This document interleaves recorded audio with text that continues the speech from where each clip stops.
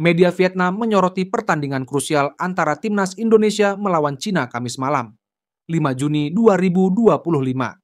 Dalam artikelnya, Vietnam Express menyebut bahwa timnas Tiongkok tegang menjelang pertempuran hidup mati melawan timnas Indonesia. Tekanan untuk menang membuat pemain Cina semakin gugup menjelang 2 pertandingan terakhir Grup C babak kualifikasi ketiga Piala Dunia 2026 zona Asia. Situasi saat ini memaksa kami untuk mengalahkan Indonesia jika tidak ingin tersingkir, kata bek Tiongkok Li Lei. Bek kelahiran 1992 itu menilai bermain tandang di Stadion Gelora Bung Karno merupakan tantangan besar. Namun sebelum berupaya mencetak gol, tim harus bermain kompak dan membatasi kehilangan bola. Menurut situs berita Cina 163, Asosiasi Sepak Bola Cina telah mendatangkan psikolog berpengalaman untuk membantu meredakan stres para pemain. Berikut ini komentar fans Vietnam jelang pertandingan Indonesia versus China. Saya lebih menantikan pertandingan ini daripada pertandingan Vietnam melawan Malaysia. Perubahan drastis dalam sepak bola Indonesia sungguh menarik. Dari cara mereka berinvestasi hingga strategi menggunakan pemain naturalisasi yang bersedia berkontribusi.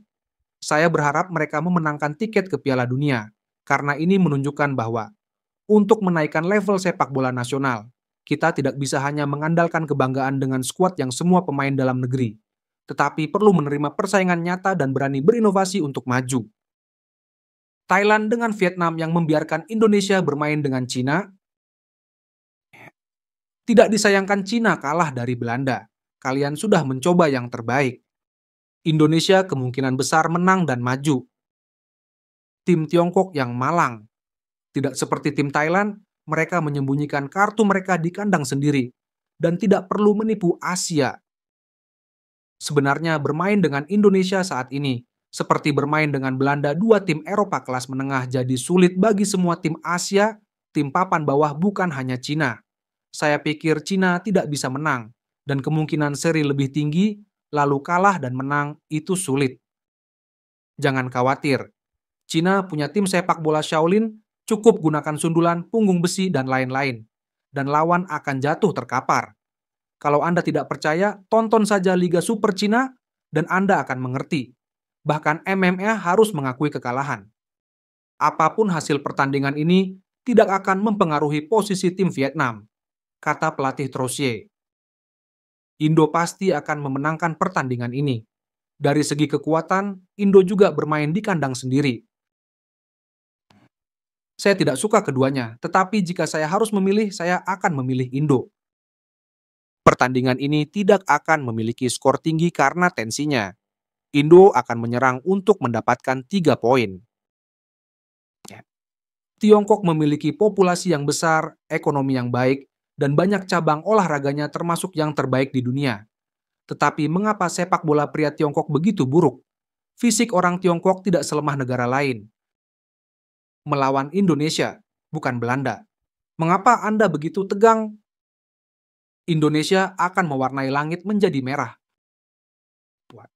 Akhir-akhir ini sepak bola Tiongkok juga sedang naik daun. Harapan tetap ada untuk kedua tim. Dalam pertandingan ini, tim yang bisa tetap tenang akan menang. Semoga saja pemain Tiongkok tidak akan terjebak dalam perangkap provokasi pemain Indonesia. Saya merasa pertandingan itu hambar karena tidak memiliki identitas nasional. Itu hanya masalah menang atau kalah dan itu saja. Sayang sekali bahwa penggemar Indonesia harus mendukung tim yang datang dari mana-mana dan menyebut asal-usul mereka hanyalah alasan untuk sifat perekrutan untuk keuntungan dan kerugian jangka pendek. Kalau aku pribadi sih juga maunya Indo yang menang walaupun tahu Vietnam atau negara Asia Tenggara lainnya bakal diolok-olok sama Indo. Tapi di antara kedua tim itu aku pilih tim yang kurang dibenci. Setidaknya Indo menggunakan pemain keturunan Indo.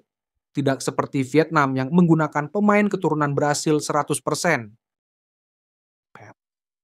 Di turnamen terakhir, saat Swanson terus mencetak gol, apa yang Anda katakan?